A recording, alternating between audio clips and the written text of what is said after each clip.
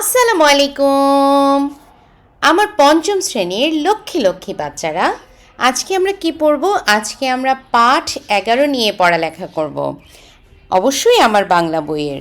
তো পাঠ 11তে আমাদের কি আছে? কুটির শিল্প।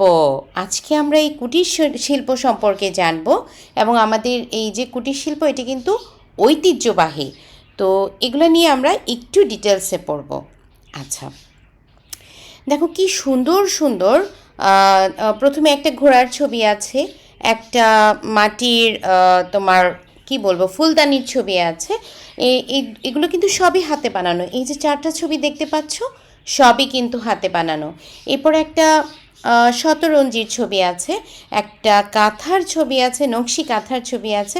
সরি, 3 নাম্বারটা হলো তোমার শীতল পাটির ছবি দেওয়া আছে, খুবই সুন্দর। তো এগুলা কিন্তু সবই আমাদের যে তোমার শিল্পী যারা আছে, যারা ওনারা নিজেরা হাতে বানিয়েছেন। আচ্ছা, তোমরা তো বেতের ঝুড়ি, মাটির হাঁড়ি, পাটের শিকা দেখেছ। একসময় বাংলাদেশের গ্রামের কুটিরে এসব জিনিস হাতে বানানো হতো, তারপর সেগুলো বিক্রি করা হতো বাজারে বা মেলায় নিয়ে।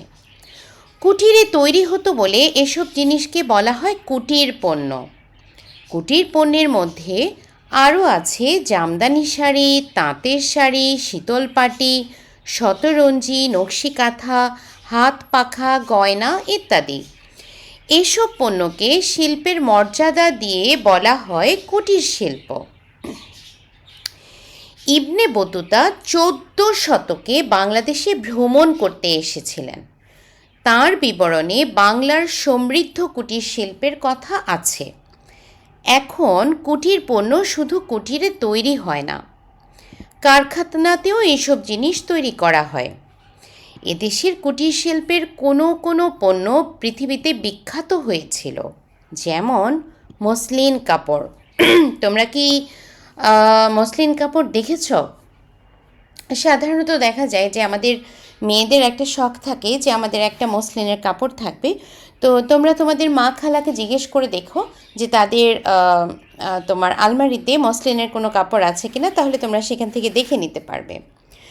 সূক্ষ্ম সুতা দিয়ে বানানো হতো মসলিন। মুঘল বাদশাহ বেগমরা মসলিন কাপড় ব্যবহার করতেন। মসলিন কিনে নিয়ে যেতেন আরব ও ইউরোপের বণিকরা। আচ্ছা, কি দেখতে পাচ্ছি আমরা? আমরা দেখতে পাচ্ছি বেতের ঝুড়ি এবং বেতের ব্যাগ। বাংলাদেশে অনেক ধরনের কুটির পণ্য রয়েছে, যেমন মাটি দিয়ে বানানো হয় থালা বাটি, হাঁড়ি পাতিল, হাতি ঘোড়া, পুতুল। বেড়া, ঝুড়ি, কুলা, চালুনি ও মোড়া তৈরির কাজে ব্যবহৃত হয় বাঁশ। বেত দিয়ে বানানো হয় চেয়ার, টেবিল, দোলনা, বই রাখার তাক, ধামা। বস্তা, দড়ি, পাপোশ, শিকা প্রস্তুত করা হয় পাট দিয়ে। সোনা রূপা দিয়ে বানানো হয় কানের দুল, গলার মালা, হাতের চুড়ি। কাঁসা পিতল দিয়ে বানানো হয় তৈজসপত্র। তাঁতে তৈরি করা কাপড় কুটির শিল্পের আরেকটি নমুনা। কলকারখানা আবিষ্কারের আগে এদেশের মানুষ তাঁতে বোনা কাপড় পরত। আমরা কিন্তু এখনও তাঁতে বোনা কাপড় পরি, এবং তাঁতে বোনা কাপড় আসলেই কিন্তু পরলে দেখবে অসাধারণ লাগে। এখনও তাঁতিরা শাড়ি, লুঙ্গি, চাদর, গামছা ইত্যাদি তৈরি করেন। তাঁতে তৈরি জামদানি শাড়ি বাংলাদেশের নিদর্শন হিসেবে বিশ্বে সুপরিচিত। খেজুর পাতা ও বেতের চটা দিয়ে পাটি বানানো হয়। এসব পাটি বসার আসন বা মাদুর হিসেবে ব্যবহৃত হয়। বাংলাদেশের বিশেষ এক ধরনের পাটির নাম শীতল পাটি। চিকন বাঁশের মতো দেখতে মোর্তা গাছ দিয়ে বানানো হয় শীতল পাটি। শীতল পাটিও বাংলাদেশের নিদর্শন হিসেবে মর্যাদা পেয়েছে। বাংলাদেশের আরেকটি গুরুত্বপূর্ণ কুটির শিল্প নকশি কাঁথা। গ্রামের নারীরা মেঝেতে কাপড় পেড়ে কাঁথা বানাতো, তারপর সেই কাঁথায় নকশা করে ফুল, লতা, পাতা এঁকে তৈরি করতো নকশি কাঁথা। তাল পাতা, বাঁশ ও বেতের চটা কাপড় ইত্যাদি দিয়ে হাত পাখা বানানো হয়। গরমে শরীরকে শীতল রাখে পাখার বাতাস। কুটির পণ্যগুলো আকর্ষণীয় হয়ে থাকে। দৈনন্দিন নানা প্রয়োজনে এসব পণ্য ব্যবহার করা হয়। এছাড়া গৃহসজ্জায় কুটির পণ্যের সমাদর লক্ষ্য করা যায়। নাগরিক মানুষের প্রবল চাহিদার কারণে বাংলাদেশে গড়ে উঠেছে কুটির পণ্য উৎপাদনকারী প্রতিষ্ঠান। আচ্ছা, এরপরে আমাদের কি আছে? এরপরে আছে আমাদের শব্দার্থ। দেখো কি দিয়েছে। ইবনে বতুতা মরক্কোর একজন ভ্রমণকারী। কুলা, ধান, চাল ইত্যাদি ঝাড়ার ডালা। চটা, বাঁশের পাতলা ফালি। চালুনি, ছাকার কাজে লাগে এমন ছিদ্রযুক্ত পাত্র। তৈজসপত্র, ধাতুর তৈরি থালা বাসন। দৈনন্দিন, প্রতিদিনের। ধামা, বেতের ঝুড়ি। নিদর্শন, নমুনা। বণিক, ব্যবসায়ী। মোড়া, বাঁশ বা বেত দিয়ে তৈরি বসার নিচু আসন। শতরঞ্জি, হাতে বোনা কার্পেট। সমৃদ্ধ, উন্নত। সূক্ষ্ম, মিহি। আচ্ছা, এরপরে আমাদের কি আছে? অনুশীলনী। অনুশীলনীতে আমরা কি পড়ব? আমরা শব্দ দিয়ে বাক্য গঠন করব, তারপরে প্রশ্নের উত্তর পড়ব, একটি বাক্য ভেঙে দুটি বাক্য বানাবো, কুটির পণ্যের নাম ও ব্যবহার লিখব, আর পেশার নাম লিখব, আর কাজ বোঝায় এমন শব্দ বাছাই করে লিখব। আচ্ছা, তো চলো বরাবরের মতো আমি তোমাদেরকে আমার নোটে নিয়ে যাই, সেখানে নিয়েই পড়িয়ে দিচ্ছি।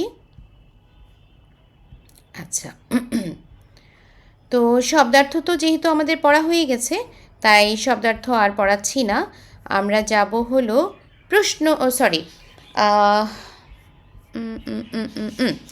আমরা যাব বাক্য গঠনে। কুটির, বাংলাদেশ কুটির শিল্পের জন্য প্রসিদ্ধ।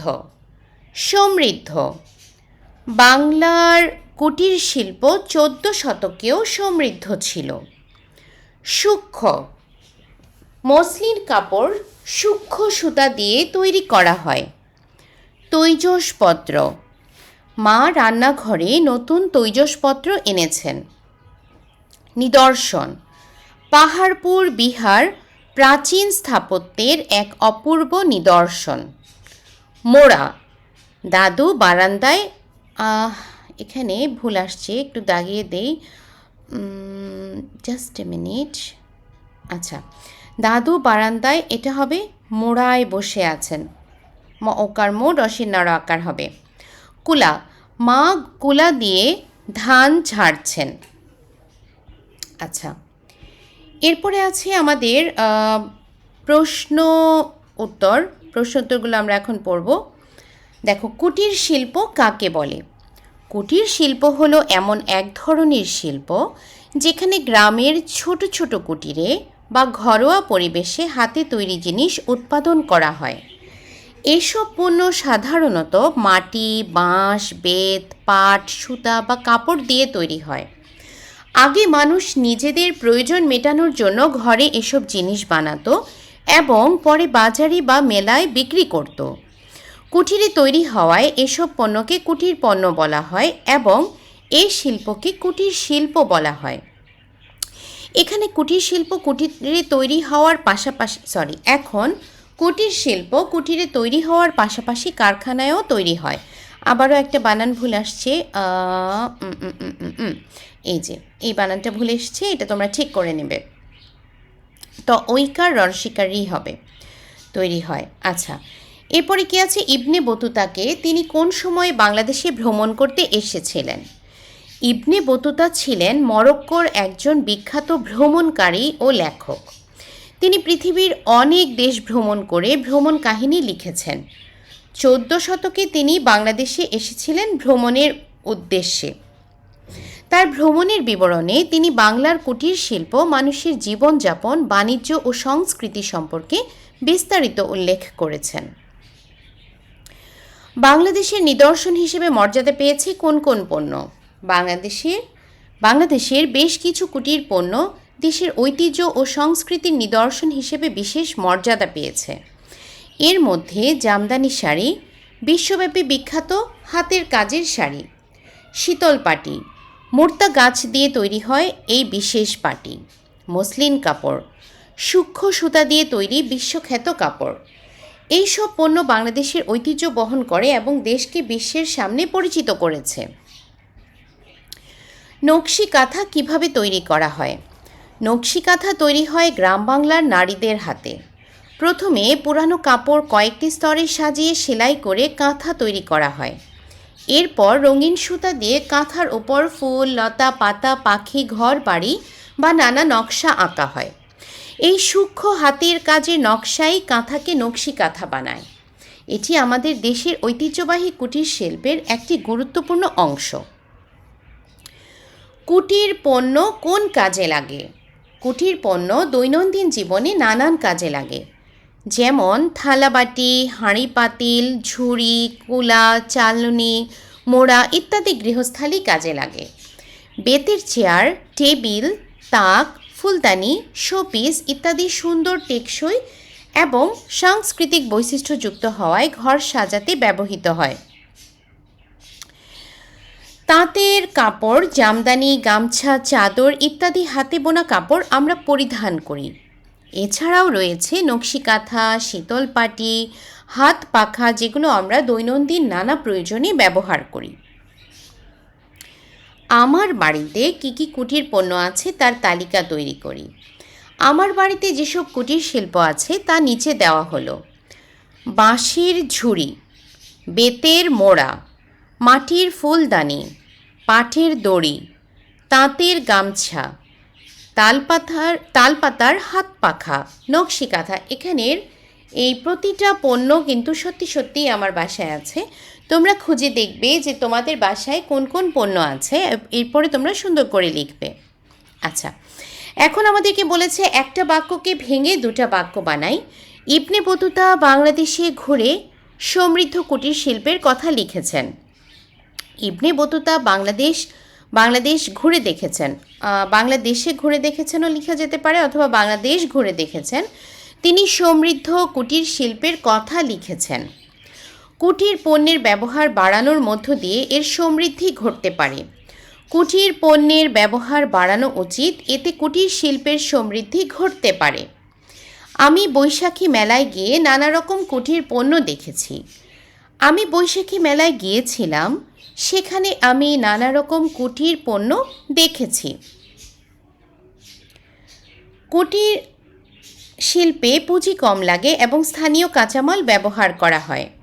কুটির শিল্পে পুঁজি কম লাগে, এতে স্থানীয় কাঁচামাল ব্যবহার করা হয়। হাত পাখাটি দামে সস্তা হলেও ভালো বাতাস দেয়। হাত পাখাটি দামে সস্তা, এটি ভালো বাতাস দেয়। আচ্ছা, এরপরে বলেছে কুটির পণ্যের নাম ও ব্যবহার লিখি। থালাবাটি, হাঁড়ি পাতিল, রান্না ও খাদ্য সংরক্ষণ। হাতি, ঘোড়া, পুতুল, খেলনার জন্য, খেলনার জন্য, যে কাজে লাগে খেলনার জন্য। মোড়া, বসার জন্য। চেয়ার, টেবিল, দোলনা, বসার জন্য। বস্তা, দড়ি, পাপোশ, দৈনন্দিন কাজে। সোনা রূপার গহনা, কানের দুল, গলার মালা, হাতের চুড়ি। নকশি কাঁথা, গৃহসজ্জা ও শীতকালীন ব্যবহার। শীতল পাটি, বসার আসন বা মাদুর হিসেবে। হাত পাখা, শরীর শীতল করার জন্য। আচ্ছা, এরপরে কি আছে? পেশার নাম লিখি। কাজ, যারা চাষ করে, চাষি, চাষা বা কৃষিজীবী অথবা কৃষক। যারা মাছ ধরে, জেলে। যারা নৌকা চালায়, নাবিক। যারা লোহা দিয়ে জিনিস বানায়, কামার বা কর্মকার। যারা মাটি দিয়ে জিনিস বানায়, কুমোর বা মৃৎশিল্পী। যারা তাঁতে কাপড় বোনে, তাঁতি। যারা গাড়ি চালায়, চালক। যারা চাকরি করে, চাকরিজীবী, কর্মজীবী বা কর্মচারী। যারা শিক্ষকতা করে, শিক্ষক। যারা সোনার গয়না বানায়, স্বর্ণকার। আচ্ছা, এরপরে তোমাদেরকে একটা স্টেটমেন্ট দিয়েছে, এখান থেকে কাজ বোঝায় এমন শব্দ বাছাই করে লিখতে হবে, তার মানে ক্রিয়াপদটা লিখতে হবে। নবীন তার মামা মামির সঙ্গে মেলায় এসেছে।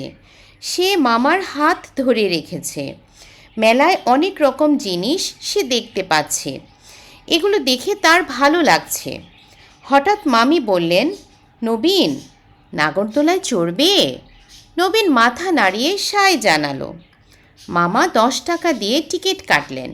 নবীন ভয়ে ভয়ে নাগরদোলায় চড়ল। চরকির মতো ঘুরতে লাগলো নাগরদোলা। আচ্ছা, তাহলে এখানে ক্রিয়াপদ কোনগুলো? এসেছে, ধরে রেখেছে, দেখতে পাচ্ছে, বললেন, চড়বে, ওই যে মাথা নেড়ে সেখান থেকে নাড়ে অথবা নেড়ে, কাটলেন, চড়ল, ঘুরতে লাগলো। আচ্ছা, একটু আমরা এখন দেখে নেব যে আমাদের কোনো কিছু কি বাদ পড়েছে কি না। আমরা একটু চ্যাপ্টারের শেষ পর্যন্ত দেখে নিই না, আমাদের কোনো কিছু বাদ পড়েনি। তাহলে এই অধ্যায়টাও আমাদের ভালো মতো পড়া হয়ে গেল। আশা করি যারা ভিডিও পুরোটা মন দিয়ে দেখেছো তারা ভালো মতো বুঝতে পেরেছো। আর কোনো কিছু না বুঝতে পারলে আমাকে অবশ্যই জানাবে। আচ্ছা, এখন আমি আজকের মতো ভিডিও শেষ করছি। যারা যারা এখন পর্যন্ত সাবস্ক্রাইব করনি অবশ্যই সাবস্ক্রাইব করবে, এবং যারা যারা ভিডিওটি দেখেছো আমাকে একটু করে জানাবে ভিডিও পছন্দ হয়েছে কিনা বা বুঝতে কোনো সমস্যা হচ্ছে কিনা, এগুলো আমাকে জানিয়ে দিবে। তো শেষ করছি। আল্লাহ হাফিজ।